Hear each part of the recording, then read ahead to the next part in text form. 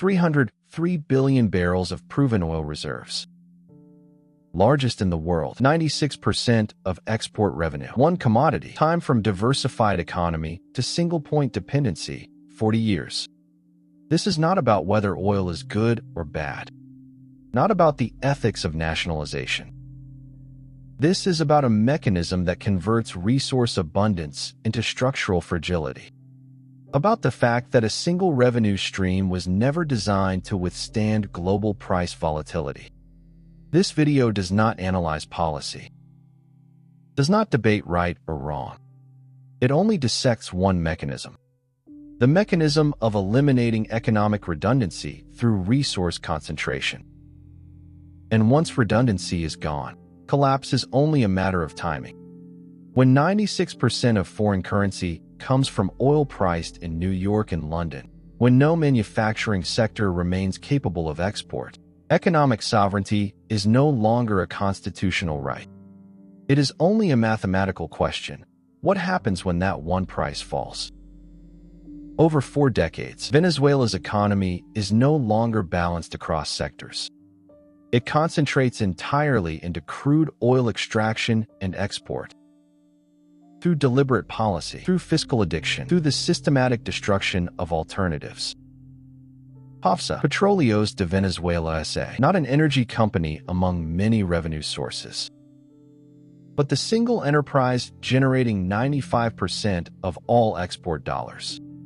Original purpose: extract crude oil from the Maracaibo Basin, sell at market price, fund national development alongside manufacturing, agriculture, services, not to replace all other sectors, only to complement them. But monopoly, once it becomes the sole fiscal lifeline, transforms abundance into vulnerability. By 2012, oil accounts for $93 billion of Venezuela's $97 billion in total exports. Without PDVSA revenue, no foreign currency enters, no imports are possible, not because law mandates this concentration, but because every alternative export sector has been eliminated. This is the critical point. Dependency does not require coercion. It only requires the systematic removal of alternatives until one option remains. And when only one option exists, it is no longer a choice. In 1970, Venezuela operates as Latin America's wealthiest nation per capita. GDP per capita reaches $10,700, exceeding Spain, Greece, and South Korea. The economy supports manufacturing at 17% of GDP, agriculture at 6%, services at 52%. Oil contributes 25%, significant but not dominant. The currency, the bolivar, trades at 4.3 to the US dollar. Stable for 2 decades, Venezuelan tourists fly to Miami for shopping trips. Televisions, automobiles, real estate purchased in cash. The phrase, Dame Dos, give me two, becomes synonymous with Venezuelan purchasing power. The economy operates with redundancy. When oil prices fluctuate, manufacturing compensates. When global demand shifts, agriculture adjusts. The system has shock absorbers. Then oil prices collapse in the 1980s. From $35 per barrel in 1980 to $10 in 1986. Export revenue falls 71% in 6 years. The fiscal surplus becomes a deficit. Venezuela borrows externally to maintain spending. Public debt rises from 12% of GDP in 1980 to 67% in 1990. The social contract fractures under austerity. In February 1989, the government raises bus fares and gasoline prices under IMF conditionality. Riots erupt in Caracas, the Caracazo. Military forces fire on protesters. Estimated deaths, between 300 and 3,000. The exact count remains disputed. Trust in democratic institutions collapses. Both major political parties, Acción Democrática and COPI, alternate power for 40 years with minimal reduction in corruption or inequality. Citizens see no difference between administrations. This vacuum creates the political opening. In 1992, Hugo Chavez leads a failed military coup.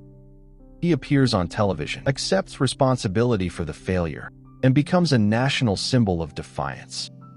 By 1998, he wins the presidency, promising to redistribute oil wealth and dismantle the entrenched elite. Timing determines everything. Oil prices begin rising the year Chavez takes office. From $10 per barrel in 1998 to $147 in 2008. Venezuela earns approximately $1 trillion in oil revenue between 1999 and 2013. The windfall is not saved in a sovereign wealth fund. It is spent immediately. Misiones Bolivarianas, social programs providing free healthcare, subsidized food, literacy campaigns, housing construction. Poverty rates fall from 49% in 1999 to 26% in 2008. The programs work temporarily, but they are funded by treating volatile commodity revenue as permanent income. Current expenditure rises from $21 billion in 1999 to $68 billion in 2012. The budget now requires oil above $100 per barrel indefinitely. Norway, facing the same oil windfall, deposits surplus revenue into a sovereign wealth fund. By 2024, that fund holds $1.4 trillion. Venezuela deposits zero. Every dollar is spent as it arrives. Once fixed spending commitments depend on variable revenue, fiscal collapse becomes inevitable. The only question is when. To sustain this model, PDVSA must operate efficiently. In 2002, PDVSA management organizes a strike protesting political interference in operational decisions. Oil production stops for 2 months. The economy contracts 8.9% in 2002. 7.8% in 2003. Chavez responds with mass dismissals. On April 7, 2003, he appears on television with a list of names. 18,000 PDVSA employees are fired in 1 week. Senior geologists with 30 years of experience. Engineers managing offshore drilling rigs. Logistics coordinators overseeing export terminals. They are replaced by political loyalists, former military officers, union organizers, individuals with zero experience in oil extraction. PDVSA payroll expands from 40,000 workers in 1998 to 150,000 by 2012. Productivity collapses. In 1998, PDVSA produces 3.4 million barrels per day with 40,000 employees. Output per worker, 85 barrels per day. By 2016, the company employs 150,000 and produces 2.0 million barrels per day. Output per worker, 13 barrels per day. A 73% decline in productivity. But because oil prices remain above $100 per barrel until 2014, revenue masks operational decay. PDVSA earns $95 billion in 2012 despite producing 41% less oil per worker than in 1998. High prices compensate for low efficiency. Declining productivity is invisible when commodity prices rise. Then infrastructure failure becomes visible. On August 25, 2012, the Amuay refinery explodes. The blast kills 48 people, destroys 200 homes in surrounding neighborhoods. Amuay processes 645,000 barrels per day, 29% of Venezuela's total refining capacity. The cause is not sabotage.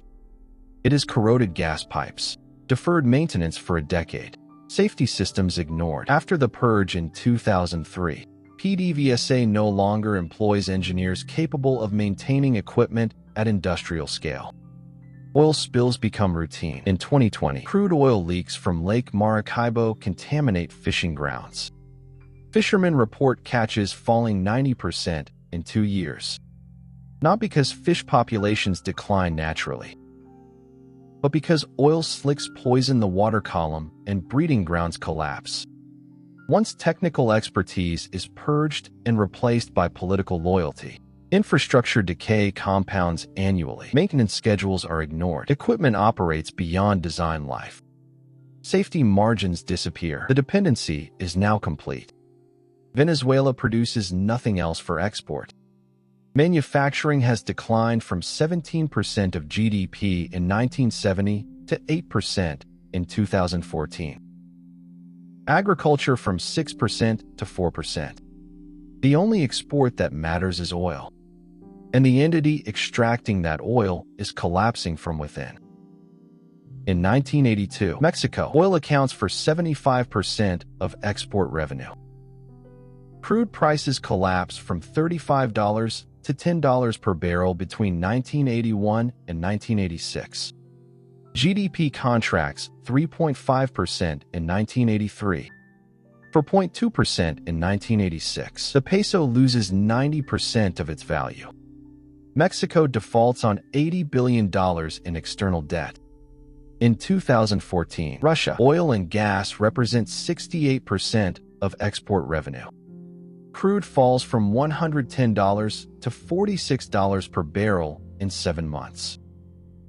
The ruble loses 50% of its value in 2014 to 2015. GDP contracts 2.5% in 2015. Capital flight reaches $150 billion. In 2016, Nigeria, oil accounts for 90% of export revenue. Crude remains below $50 per barrel for 18 months. GDP contracts 1.6%. Inflation reaches 18%. The naira loses 40% against the dollar. 3 countries on different continents. 1 shared structure. Single commodity export dependency exceeding 65% of revenue. When that commodity price collapses, the entire fiscal system fails. Resource concentration. Technical expertise eliminated. Operational efficiency sacrificed for political loyalty. No sovereign wealth fund. No fiscal buffer. Fixed spending on variable revenue. 6 mechanisms. 1 shared logic. Whoever eliminates all alternatives controls nothing when the one remaining option fails. So the question is not, why did oil dependency cause collapse? But rather how many alternatives were systematically destroyed before only oil remained. Venezuela did not accidentally become oil-dependent. Manufacturing was not displaced by market forces. Agriculture did not decline through natural evolution. Each sector was actively dismantled through nationalization. Price controls, import subsidies that made domestic production uncompetitive. And when only one sector remains, that sector does not need to fail completely for the economy to collapse. It only needs to decline 40%. Because 40% of 96% is total system failure. The mechanism operates without malice. Each decision seems rational in isolation. Spend oil revenue on poverty reduction. Replace disloyal managers with loyal ones. Import food at lower cost than domestic production. But each decision removes one shock absorber. And when all shock absorbers are gone, the first impact destroys the system. This is the first mechanism. Resource dependency through alternative elimination. In the next episode, we examine what happens when the government responds to scarcity not by rebuilding alternatives, but by controlling prices and seizing the remaining productive assets. The global lens.